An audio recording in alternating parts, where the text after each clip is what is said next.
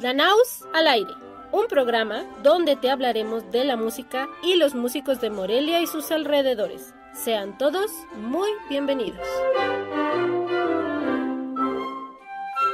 Bienvenidos a Danaus al aire. Este es nuestro programa de la música y los músicos de Michoacán, Morelia y sus alrededores.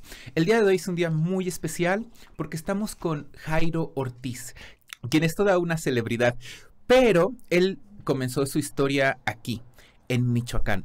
Y justo, bienvenido Jairo, me gustaría que nos platicaras un poquito cómo inició esta travesía musical para ti. Hola David, gracias por la invitación y el espacio. La música, en primer lugar, llegó a mí gracias a mi papá, que toca la guitarra. Él no estudió música ni sabe del solfeo, pero aprendió la guitarra en coros juveniles y así nos heredó la música a mis hermanos y a mí. Más adelante, en la preparatoria, es que conocí el violonchelo y gracias a la Orquesta Infantil Juvenil Silvestre Revueltas en Villa Universidad, en Morelia, pude conocer mi vocación, que fue el violonchelo. Era dirigida por el maestro Roberto Rentería, quien me prestó un instrumento para podérmelo llevar a la casa y probar. Ahí fue que inició este camino. ¡Guau! ¡Qué padre! ¿Y qué edad tenías más o menos en esta época? Yo empecé a tocar a los 16. A los 16, ya. Uh-huh. Y después aquí estoy viendo que cursaste la escuela en la Universidad Michoacana. Exacto. Después de un par de años en que el cello era nada más mi pasatiempo de martes y jueves, me empezó a gustar, tanto que empecé a investigar en dónde se podía estudiar música. Y en Morelia, por supuesto, la primera opción fue el Conservatorio de las Rosas. No fue posible entrar ahí. Finalmente ingresé a la Universidad Michoacana, la cual yo desconocía, por cierto, en aquel entonces, y terminó siendo la mejor opción. En ella conocí a mi primera maestra de cello, la maestra Irene Carrasco, a quien hasta el día de hoy admiro y aprecio muchísimo, porque ella fue quien me enseñó realmente a tocar. También como del otro lado, ¿verdad? Después de haber sido alumno, fuiste... ¿Qué pasó? Sí. Sucede que cuando yo empiezo, Roberto era el director. De hecho, dato curioso, él me enseñó el cello. Él es flautista, es tu colega. Pero él me enseñó y cómo le hacía. Curioso, porque él jamás agarró el cello para decirme es así. Todo fue explicación verbal y con un profundo cariño a la música y a nosotros, porque daba las clases de violín, de clarinete, de todo él, que es algo que siempre le admiro mucho. Y así me dio las clases de cello. Entonces... para todos nosotros pues era un gran maestro, nuestro gran ejemplo, y sucedió el día que nos quebró el corazón porque dijo, el día de mañana junta con sus papás, que se nos hizo rarísimo, ¿no? Y esa junta era para contarnos que le habían ofrecido un puesto acá en Fomento Musical, tú sabes de eso, él vive hoy en la Ciudad de México, por cierto, somos colegas también acá, esa es otra historia, y nos dice... Es una gran oportunidad, siempre he querido dirigir orquesta, voy a estar en contacto con ustedes, pero no hay manera en que yo pueda seguir dirigiendo la Orquesta Silvestre Revueltas. Nos dolió muchísimo y de momento pues fue complicado, ¿verdad? Pensar que teníamos un futuro. Pasó un tiempo en que la orquesta estuvo básicamente desaparecida, ¿sí? No nos juntamos un tiempo, nos encontramos con compañeros de la manera más casual, saliendo de un concierto, y me dijeron, oye, ¿qué ha pasado con la Silvestre Revueltas? ¿A poco la vamos a dejar morir? Les dije, pues, ¿qué hacemos? Me dicen, pues vas. Y yo, ¿cómo? Adelante. Nos parece que tú eres el indicado, me dijeron, y el hecho de que compañeros a los que yo estimaba mucho me dieran esa confianza, pues me motivó y les dije, ok, vamos a convocar, y ahí empezamos otra vez. ¿Sí? Eso fue en 2011. Convocamos de nuevo a la Orquesta Silvestre Revueltas, y completé 6 años y medio al frente de ella. Vinieron experiencias muy lindas. En 2015 me los llevé a todos a Colombia, al Festival Toquemos, y posteriormente me tocó despedirme porque vino la ida a Estados Unidos, pero fue un periodo maravilloso al frente de la orquesta. Qué bonito. Se cumple el ciclo, ¿no? Uno aprende y en algún Exacto. momento uno puede enseñar. Esa creo que es una oportunidad que los que hemos podido tenerla, sabemos que es un tesoro, ¿no?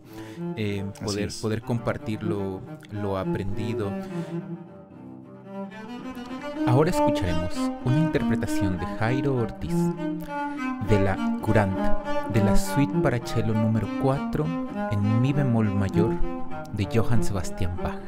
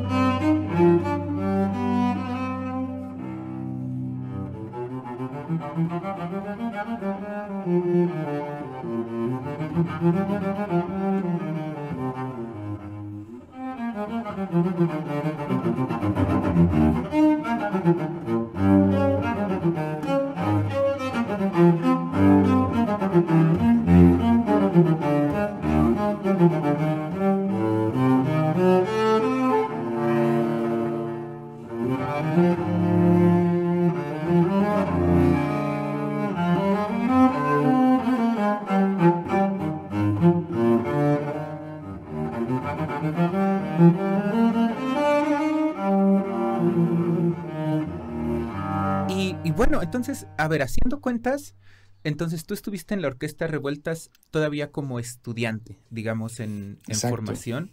Sí, ¿Y tal cual. cómo sientes que contribuyó a tu formación como músico? Porque una cosa es ser director o estar con niños y otra cosa es tocar tu instrumento. Uno podría pensar, ¿no? Totalmente. Y de hecho para mí es la formación ideal, la formación de músico, ya sea de cámara o de orquesta, pero en ensamble, músico que complementa su línea a la de otros instrumentos, ¿no? Eso nos enseña el valor de la cooperación, el valor de la comunidad. Es algo muy profundo y que sin saberlo yo lo aprendí ahí, ¿sí? No quiero demeritar, pero yo veía las diferencias en Bellas Artes de los chavos que habían tocado en orquesta y los que no. Qué padre, de verdad que qué bueno que haya tantas experiencias que se puedan atesorar. Y a fin de cuentas, todo esto contribuyó para que tú hoy en día, en 2024, eres un gran músico, súper activo, ¿no? Básicamente en la República. Y bueno, tienes un trabajo con el que muchos de los jóvenes músicos que empiezan a estudiar podrían estar soñando, ¿verdad? Hoy en día tienes un puesto en Sinfónica Nacional, la Orquesta Sinfónica Nacional de México. ¿Alguna vez te imaginaste que eso pasaría? Francamente no, era una aspiración muy, muy lejana, pero lo he compartido acá con mis colegas. En algún momento empezó a ser mi sueño, ¿sí? Yo les platico que hubo varias veces que me fui a la central camionera en Morelia para venirme acá a algún concierto. Venía algún solista, la orquesta siempre trae grandes solistas, me tocó escuchar a grandes maestros acá y entrar al Palacio en aquel entonces pues era como empezar a forjar el sueño, como decir, algún día lo intentaré, ¿no? Tuve que hacer 3 audiciones, ¿sí?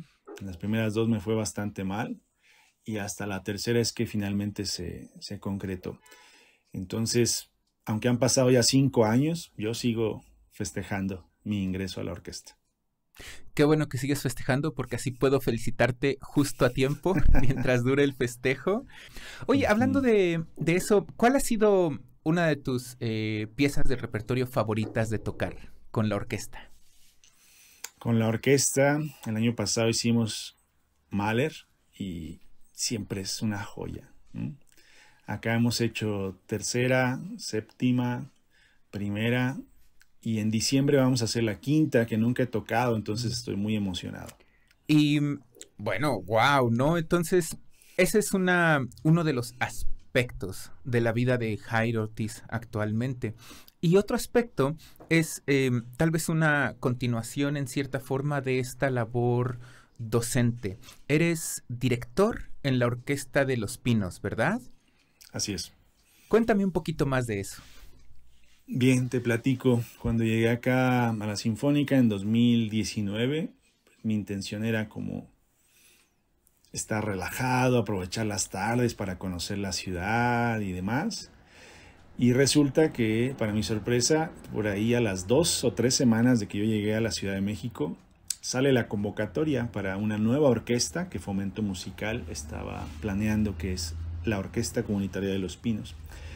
Debo decir que lo primero que me llamó la atención es la sede de este nuevo ensamble y es pues, la antigua residencia de nuestros presidentes, un lugar lleno de mansiones en donde ellos construían a placer y donde la pasaban al parecer muy bien. Y que por el gobierno que en ese entonces casi estábamos estrenando, pues se había abierto al público y ahora iba a ser para todos, ¿no? Entonces eso me llamó muchísimo la atención. Para mí era también como una herramienta de resistencia y de reclamo histórico, ¿no? Poder decir, a ver, en el lugar que ustedes la pasaron muy bien y hacían sus cosas, ahora ¿qué creen? Vamos a hacer música, vamos a formar una nueva orquesta infantil. Eso fue lo que más me motivó. Inicialmente entré como maestro de cello y en marzo del 2020, justo antes de irnos a pandemia, me nombraron director de la orquesta. Creo que cuando uno da clases a las infancias, es padre experimentar nuevamente todo este proceso, ¿no? De no conozco el instrumento, ¿qué es la música, no? Y les pones un instrumento en las manos y de pronto ves sus ojitos, ¿no? Cuando empiezan a hacer las primeras melodías o tocar con sus compañeros, ¿no? Y escuchan a qué suena un conjunto musical. A mí me encanta ver eso en los alumnos. ¿Cuál ha sido una de tus experiencias memorables como miembro y como director de la Orquesta de Los Pinos? Bueno, la primera que puedo decir es haber visto crecer a la orquesta tanto. Nosotros empezamos en 2019 con 20 niños.